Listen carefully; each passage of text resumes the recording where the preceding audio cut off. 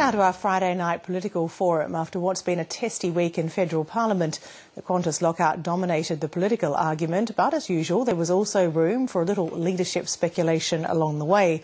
To dissect the week, we were joined a short time ago by Labor Senator Doug Cameron, who was in our Canberra studio, and from Melbourne by the Liberals' Josh Frydenberg. Doug Cameron and Josh Frydenberg, many thanks for joining our Friday night forum. Hi, Ali. Good evening. Hi, Josh. Hi, Doug.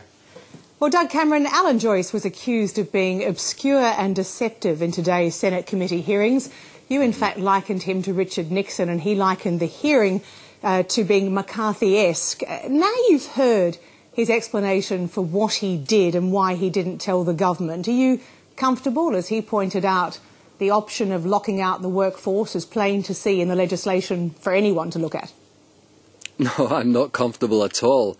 I think his appearance today just raised more questions than answers.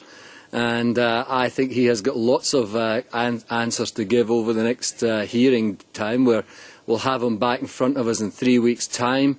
I just think it was an absolute disgrace how Qantas behaved. They were a rogue employer, and they certainly should have a good look at themselves. And I can't believe that we've got a board at Qantas who allow the chief executive, one man, to close the airline down, sabotage the economy, strand nearly 100,000 passengers around the world. What is Qantas coming to? But very clearly, in answer to a question from you, he said he didn't feel that he had any alternative. You were asking why didn't you go to Fair Work earlier, and he said he didn't have any alternative. Well, that's a nonsense. I mean, I've been around the industrial relations scene for a long time. I know how to read the Act, and I know what you can argue. I took him through each point that you have to satisfy under Section 424, and he agreed that that had been satisfied, that individual point. All he had to do was indicate that he was prepared to close the airline down, and I think he would have got his termination. Josh Frydenberg, if I can bring you in here, because the opposition's argued that the Prime Minister should have got involved earlier. There should have been referred to Fair Work earlier. So is coalition policy really for early intervention and indeed compulsory arbitration? Look, our argument is that the government could have clearly intervened here, Ali. Let's remember that it is management that run these companies, it's employees that work for them, and it's shareholders that own them.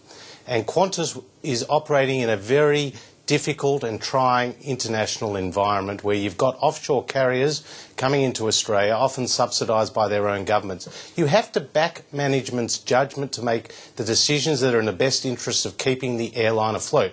We do not want Qantas to go down the route of Ansett. We do not want 30,000 Australians to lose their jobs and Doug Cameron to lose his Qantas ticket card, because the point here is that the government could have intervened much earlier under Section 431 but how does the government avoided the situation. How does the government intervening sit with what you've just said very clearly, that the management should be allowed to run the company? As we've heard repeatedly from Alan Joyce, this was what he saw as the best decision and best route for his company. No, what Alan Joyce made very clear was that the company couldn't be subject to these rolling strikes, to this blackmail by the union movement that were actually costing millions of dollars and sending customers elsewhere. Dramatic action was taken. The government was on notice, and under Section 431 could have intervened, and it would have saved 70,000 travellers the inconvenience of what was a lockout in the end. But it was legal industrial action that the unions were taking, I guess. How will the coalition... Not really, no, but you see, the point about the unions here is that firstly the Labor Party was conflicted. Are you saying it wasn't legal industrial action? No, I'm saying it wasn't the right form of industrial action. It was blackmail. And it wasn't in the best interests of the company, Doug. And Tony Sheldon, who's the head of the TWU, is also running for the Labor Party's presidency. And so this is a clear conflict of interest. This is why the Labor Party didn't intervene. But let's clarify that point. Doug Cameron, it was protected industrial action, wasn't it? Yes. Yes, look, it was protected industrial action. And let's get a few points clear here. I'm not surprised that Josh is defending big business against workers. That's the DNA of the Liberal Party. We have not heard one voice in the Liberal Party raising any concerns about the conduct of Qantas that could have brought this economy to a standstill. Not one voice. It's defend Qantas, defend big business. And let me come back to that point about intervention. Josh was an acolyte of Peter Reith during the Howard government. Josh is a mate of Peter Reith's. And Peter Reith wants to bring back what choices? Josh wants to bring back what choices? This is the argument that we don't... This is really where it's at. Josh Frydenberg respond to those allegations. Well, that's complete rubbish. I mean, this is the scaremongering campaign that Doug and his union mates are going. You guys know a thing or two about scaremongering. Look, the bottom line here, Ali, is that companies need to make tough decisions to stay afloat in a difficult economic climate. And Qantas was doing that. And instead, the unions were subjecting them to blackmail. Labor was conflicted because Tony Sheldon, as the head of the TWU, is running for the Labor Party's presidency. So they didn't get off, they didn't do what they had to do, which was to intervene under Section 431 before a lockout took place. Yeah, let me ask you this, because you referred to Section 431 a couple of times. Does this mean that, in fact, you think that Fair Work Australia is really the ideal industrial relations legislation? You clearly see that it's set up to handle disputes like this. Would the coalition, if in government, change that legislation? Look, the point here is we are looking at our industrial relations policy. Tony Abbott's made that very clear. But the message coming back from business and from the economy is we cannot be subject to these rolling strikes that unions like the TWU wanted to carry out and that Doug, applauds from the sidelines, because that will send businesses broke, and in a competitive economic environment, that will cost Australian jobs. So the Fair Work Act, Ali, to your question, is actually the act that this government wanted. This is the act that this government wanted, the act that we need to operate under. Now, Section 431 does provide the opportunity for the government to intervene, and it should have done. So which bits of the act and which bits of the legislation is the coalition considering changing? If you're happy with it, where does it need changing? And my understanding is that, in fact, Tony Abbott is not that happy with it. So change or no change? We are operating under the Act. You want as what it choices stands. back? That's what you want. We do. No, that's just a scaremongering tactic. So Which which bits is the coalition reviewing, Josh Frydenberg? Well, look, we're looking at aspects of how it's operating in the workplace. We're relying on what the business community is telling us. No, look, Doug. The fact of the matter is the Australian economy is fragile, Ali. Today, the RBA has reduced their growth forecasts for the economy to under 3%. Get back to the question you were asked. Yeah. Well, I think Josh Frydenberg has probably given me the best answer he's going to give me on it. But Doug Cameron, let me ask you. Ali, can I just indicate on 431? Section 431 was there when Josh was an advisor to John Howard and a mate of Peter Reith's. The MUA dispute went on for months. And was 431 used? No, it wasn't. What happened? Dogs were put on the docks against workers. Thugs were put on the docks against workers. Let's not get bogged down Peter in a Reith debate. and John Howard. Let's not get bogged down into a debate about Section 431. No, I'm going to move on. And Doug Cameron, last question on this IR. Do you see a need for any sort of change? Because business is calling for some changes, particularly along the lines of, I suppose, the definition of bargaining content, which they see as too broad, and also the fact that you have to demonstrate damage to the national interest before compulsory arbitration, national interest also being too broad. Is Labor, as the government, considering any changes post-Qantas? Well, I can't talk for the Cabinet, but what I can say is that the Fair Work Act worked well. Within 48 hours, the dispute was fixed. And that's in clear contrast to the MUA dispute, well, what was the inconvenience during the MUA dispute?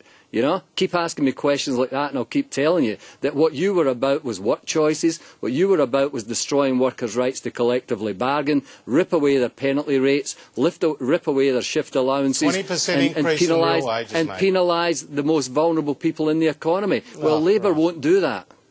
Josh Frydenberg? Well, look, the economic record of the Howard government is there for all to see. We paid off $96 billion of debt. We left $60 billion in the bank. We had 30-year lows for unemployment and inflation, and we had 20% increase in real wages. Not a bad record to hang our hat on, and it was because we got our industrial relations policies right, and now it's because the unions are dominating the agenda. The Labor Party is too afraid to move against them, particularly because Julia Gillard's leadership is so fragile, that we are now in the situation where the economy will be... Keep changing the subject, never answer a question. Doug Cameron, we'll get back to that question of leadership, which possibly you don't want to talk about. We'll get back to that in a minute. Happy to talk about any issue. What's wrong with boosting Australia's contribution to the IMF to help with the Eurozone bailout? The Prime Minister signalled that is likely, the government's ready to go, and it certainly now does seem to be becoming the centrepiece of the G20 negotiations. Many of those European economies, Ali, are pretty strong. But the problem is that they have got bloated public services, they have got early retirements, they have got generous retirement schemes, and they have created a lot of these problems themselves. And now you have 17 countries out of the 27 European Union countries, you have 17 in the Eurozone, and they're restricted in their abilities to devalue their currency because they're locked in. But shouldn't we be helping? If the IMF wants more funds, shouldn't we be tipping in? No, because the point is that Europe has helped create this problem. Now it's Europe's role to fix it. When we had problem in the Asian financial crisis in 1997-98, Australia stood up. We were one of only 2 countries with Japan to contribute to all 3 IMF packages for Japan, for Korea, for Thailand and Indonesia. Now this is Europe's crisis, and there's no reason why an Australian steelworker in Newcastle should be subsidising the early retirement of a Greek bureaucrat. But Josh Frydenberg, isn't the IMF a global institution? Can we really... rhetorical nonsense. Yeah, well, no, it's not. Well, that is rhetorical nonsense. You know, you tell that to your workers. I don't know what happens to the Liberal Party. You know, we've got a Liberal Party who lectured the trade union movement about globalisation and global integration. We've got a Liberal Party that talked about the operation of the market. Now you don't want the market to operate in climate change. You don't want global integration because you might have to contribute to global support. You know, I just think this is a nonsense. I think people who actually stand for liberal values would be listening to Josh, looking at Tony Abbott and going, where has the Liberal Party gone? You've absolutely lost the plot. But Josh Frydenberg, can Australia actually stand and say to all the other members of the IMF, actually on this one, we're not in? No, look, Australia can act for its own interests, and we do have a fragile economy, and we are called upon here to meet our own obligations in our region. The fact is, this government has been racking up debt like it's out of fashion. Like I said, they came into government with no government debt. Now you have now you have $107 billion of debt, and you're wanting to borrow another $5 billion. Doug, you're wanting to borrow another $5 billion to bail out the bureaucrats in Greece. Just let Josh Frydenberg, well, you've finished your answer now. Let's move on. Doug Cameron, you're unhappy with the Murdoch press, in particular this week after its story about pressure on Kevin Rudd for an early challenge to the leadership. But, quote, the Murdoch press are an absolute disgrace, a threat to democracy. We should absolutely be having a look at them. They run unsubstantiated stories. To be fair, wouldn't you have said exactly the same thing if there'd been a story about Gillard challenging Rudd the day before, in fact, she did last year? Why so sensitive this time? Well, because it's been a build-up of constant misrepresentations, constant lies, constant nonsense from the Murdoch press. You know, when you've got the Murdoch press who are determined to try and bring the government down, continuing to misrepresent the truth, continuing to ignore the truth, not holding the coalition to any account at all and looking for every position against the government, then I think you've got to say that Rupert is really on the rampage. And what he is doing is actually trying to change the government. And this is Murdoch at his best or worst. You may not agree with it, but at least aren't they free to say it? And it is unacceptable and it is a threat to democracy. Ali, can I just say, Doug wants to shoot the messenger rather than heeding the message. The point is, there's no message. This government, it's lies and nonsense. Your government has been pathetic. Absolutely pathetic, and it was you, Doug. Your own words were that MPs were politicised, were lobotomised zombies, right? You called your own colleagues lobotomised zombies. I think we've got you. Now, I think there's not a lot between you and yours tonight. Doug, can I just say, let's run through the list of your performance, right? Yeah. A carbon tax, a mining tax, you know, an NBN when you want to waste $50 billion without a rigorous analysis. You failed to stop the boats. You've got the pink bats, the school halls. We could go on, and now we've got $107 billion of debt. The interest alone, which would support the National Disability Insurance. I must ask Doug Cameron, it was in fact possibly the speculation wrong anyway. Are the odds actually on Bill Shorten instead? At least that's what the Fairfax press are writing. No, I'll tell you what the Labour caucus is talking about now. We're talking about what Tony Abbott will do if he ever becomes Prime Minister, to workers' rights in this country. We're talking about Tony Abbott actually just saying no to every progressive issue that's been put on the table. Carbon price gone.